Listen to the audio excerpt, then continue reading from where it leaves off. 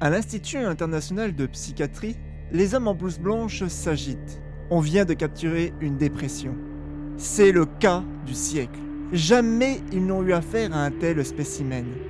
En matière de déprime, ils ont débusqué la championne toute catégorie. Avant de commencer la séance, pour fêter ça, ils s'offrent une petite coupette de champagne. Pendant ce temps-là, dans un coin toute recroquevillée sur elle-même, la dépression sanglote. Même en imaginant le pire, jamais une seule fois elle n'aurait cru finir ici, disséquée comme un vulgaire rat de laboratoire. En réalisant la tristesse de sa situation, la dépression se met à pleurer de plus belle. Tout ça est terrible, affligeant et pathétique. Le temps passe. Les coupes de champagne sont vides, il faut se mettre au travail. Autour de la malade, tout le monde s'active. L'un va chercher le sérum de vérité, l'autre une cargaison de mouchoirs en papier.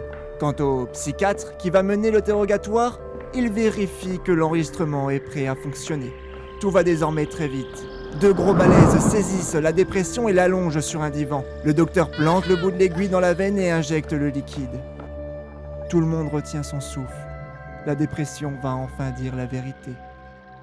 Le psychiatre commence.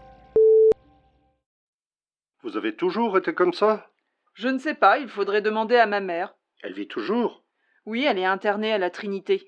Racontez-nous, qu'est-ce qui vous déprime? Tout. Le monde, ma vie, mes amis, et même ce qui arrive aux amis de mes amis. Je dois avouer que nous vivons une époque formidable. Le monde regorge de drames, de souffrances et d'histoires tout aussi tristes les unes que les autres. Ce n'est pas très compliqué d'être déprimé. Cela demande très peu de volonté. Vous pouvez développer? Bien sûr. Dernièrement, par exemple, chose extraordinaire, j'étais à court de problèmes. Les relations avec mon mari étaient plutôt bonnes, mes enfants étaient plutôt bien, moi-même j'étais dans une période sereine. Bref, un bon et vrai début de bonheur. Et ça, voyez-vous, c'est le comble de l'ironie pour une dépressive. Heureusement, il y a la télé. Je l'ai allumée et je suis tombée direct sur un reportage hyper déchirant. Il s'agissait du quotidien d'une femme seule avec ses 4 enfants. Sa vie, c'était du Zola. J'ai eu le cœur en pleurs pour la fin de la journée. Et vous n'avez pas d'amis pour vous remonter un peu le moral? Ah si, bien sûr, mais ils sont aussi déprimés que moi. Vous savez, je les ai triés sur le volet. Pas un seul n'est équilibré. Ce qui est bien avec les drames des autres, c'est qu'on peut se sentir affecté sans être directement concerné. C'est le pied. En fait, vous vous masturbez au problème. C'est un peu ça, c'est vrai. Mais je dirais plutôt que je suis une boulimique du malheur. Je suis une gourmand dans la matière.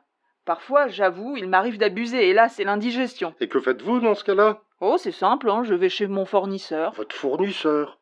Bah oui, mon docteur. Il me refile anxiolytiques et antidépresseurs. Je crois que j'ai tout essayé. Le citalopram, le déroxate, le bromazépam, le stilnox, le Lixanxia, et encore beaucoup d'autres, hein. C'est joli, hein, vous ne trouvez pas? On dirait des noms savants de fleurs. Je n'avais jamais vu ces traitements sous cet angle-là. Mais dites-moi, à force d'en prendre, vous devez avoir des effets indésirables, extrêmement désagréables. Oui, c'est vrai. Quelques tremblements, des oublis et parfois même de l'euphorie. Mais c'est le prix à payer. Et votre docteur vous en donne chaque fois que vous allez le consulter? Ah oui? Mais comment c'est possible? Bah, il est aussi déprimé que moi. Faut dire qu'il cumule, hein.